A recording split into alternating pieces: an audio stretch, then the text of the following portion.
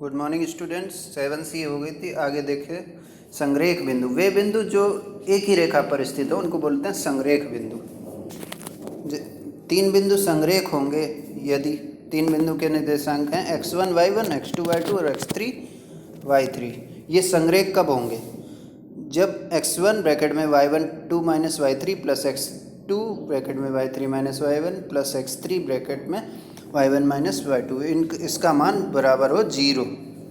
ठीक, तब ये संरेख होगी। ये फॉर्मूला त्रिभुज के क्षेत्रफल से ही बना है। कहने का मतलब है तीन बिंदुओं से बने त्रिभुज का क्षेत्रफल अगर 0 हो तो वो संरेख बिंदु होंगे। ठीक, तो त्रिभुज का क्षेत्रफल क्या होगा? 0।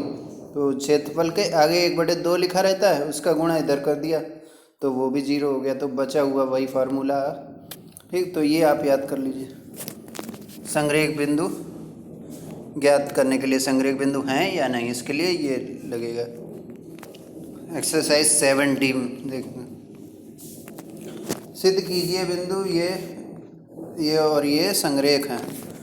तो इसमें ये पहला वाला x1 y1, ये x2 y2, x3 y3 इसी फार्मूले में रखेंगे। ये ने लिखा बिंदु इतने संरेख होंगे यदि ये 0 हो। तो इसकी लेफ्ट हैंड साइड लिखी, यहाँ पर x1 y1 x2 y2 और x3 y3 के मान रखे तो आंसर आया 0। इसका मतलब ये तीनों बिंदु संरेख हैं।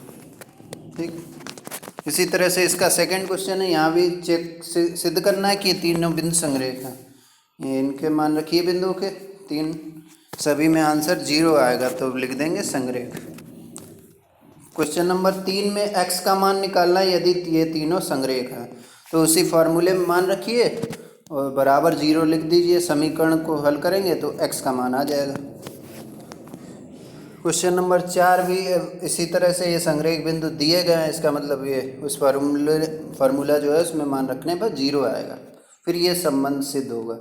देखिए कैसे, ये तीन बिंदु है, ये संरेख हैं, इसके मतलब ये बराबर होगा 0।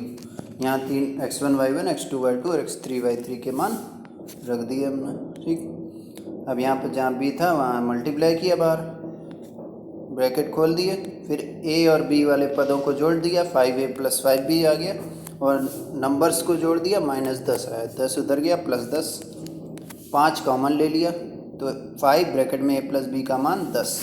इसका मतलब a प्लस b का मान 10/5 यानी 2। यही सिद्ध करना था। इसी तरह क्वेश्चन 6 में भी x और y में संबंध निकालना। जैसे इधर a b में आया, इधर x y में संबंध निकालना।